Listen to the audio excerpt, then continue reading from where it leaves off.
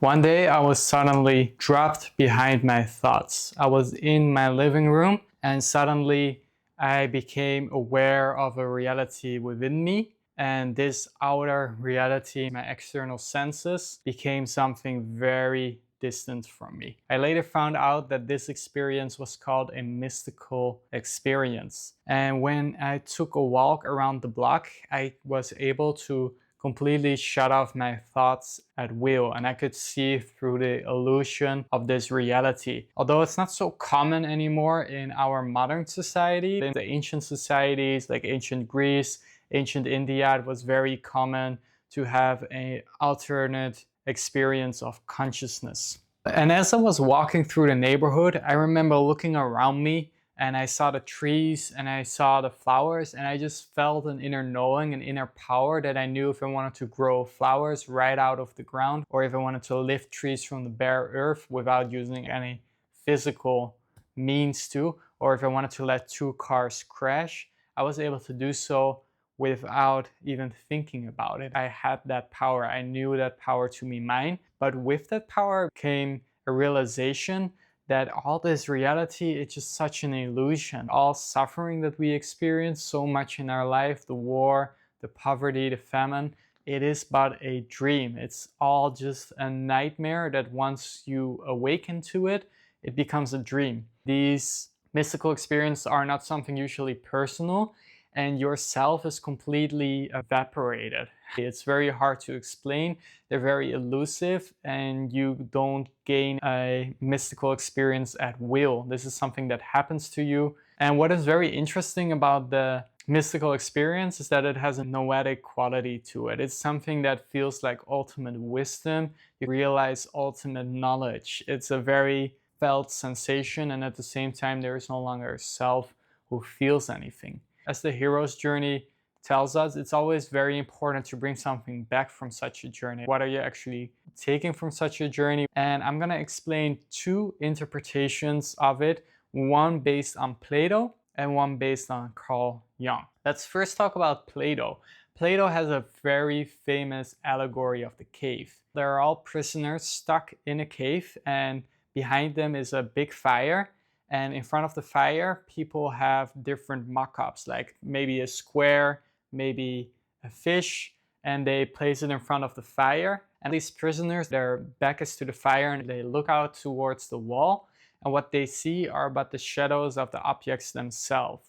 And Plato talks about the process and how we can exit our change and look back at the fire, and then we can see for the first time, oh, but they're real objects, and I'm only seeing shadows of it. And he talks about the four phases of getting out of the cave. And once we get out of the cave, we go into the full light of the sun. And when we go into the full light of the sun, we get to know the real trees, the real objects themselves. And this is a conscious process, a conscious ascent that we get to undertake. And once we've realized the ultimate good, which Plato symbolizes as the sun, we are forced back into the cave. And once we go down back into the cave,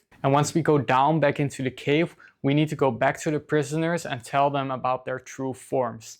And of course, being blinded by the light, we become blind for a while. So then the philosopher becomes blind, and he needs to teach other people on how to see himself. And in order to teach other people, he needs to become half blind again. And this is something that is forced upon the philosopher. And why this fits so well with the mystical experience is that you're always forced from the mystical experience. Mine lasted about, I think, over 2 hours clock time. I remember looking at my phone, which I just intuitively knew to be a long time for an experience such like that to last, but they don't usually last longer than 2 hours. We're always forced back into reality, like our normal point of awareness. And if I would have had a conscious choice, I would have stayed in that state. You need to descend from it.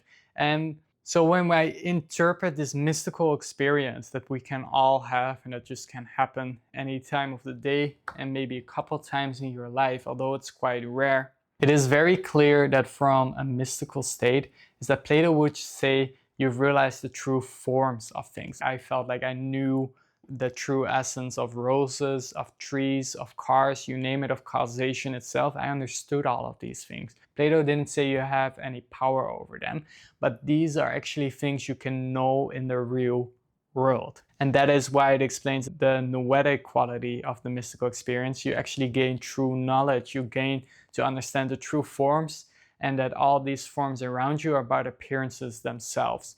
And a true form is most easily understood as a circle. For example, let's say you have one idea of the circle. According to Plato, the idea of the perfect circle actually exists in a transcendent world. And all the circles we've drawn, no matter how perfect with machines or with computers, are all but shadow images of that perfect circle that we tap into, as it were. But there is another point of view where it's not a true object outside of myself or the mystical experience. Carl Jung was famous for having various alternate experiences himself. He was once taking a walk in Switzerland, and this was right before the First World War, and then he saw a wave of blood just all of a sudden just coming at him and just coming over him. And this happened twice, and it was a short time after that the First World War broke out. And this is because Carl Jung differentiated between three different realities of awareness. We first have our conscious mind. That is everything we're aware of,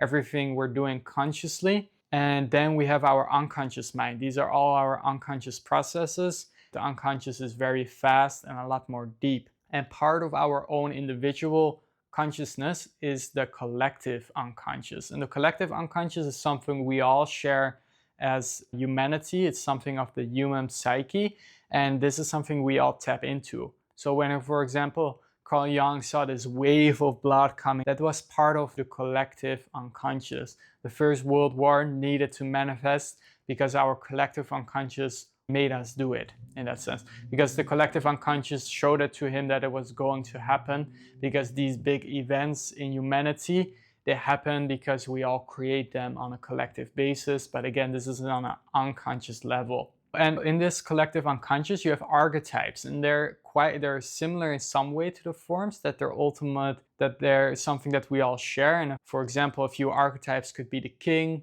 the warrior, and the magician. But what differentiated Carl Jung from Plato was he thought we can only know the shadows. We can never access them directly. So although Plato thought you could access the forms directly, Jung thought we would never be able to touch them. You can only see the shadows and see that these stories come up. They come up in dreams, and know that they're part of the collective unconscious.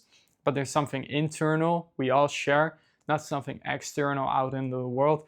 And that is why we could never know what it truly is. If you would interpret the mystical experience through Plato's lens, he thinks it's a sort of ascent. You ascend up to a mystical experience, you get the ultimate knowledge, and you're forced back to return. Carl Jung thought it was more of a descent.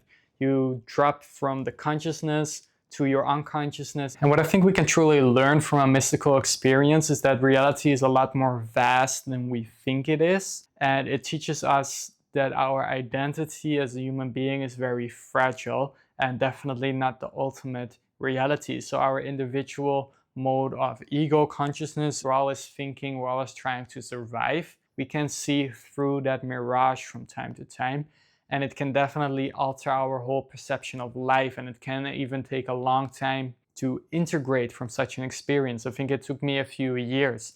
It's hard to tell which part is true, whether it's all just part of the collective unconsciousness and the only thing we can truly know is indeed like our internal psyche, or if there are truly external forms around us, like the true form of a star, good, honor, you name it. Or if these things like the king, the warrior, and magician only exist inside of us. I'm curious to hear what you think.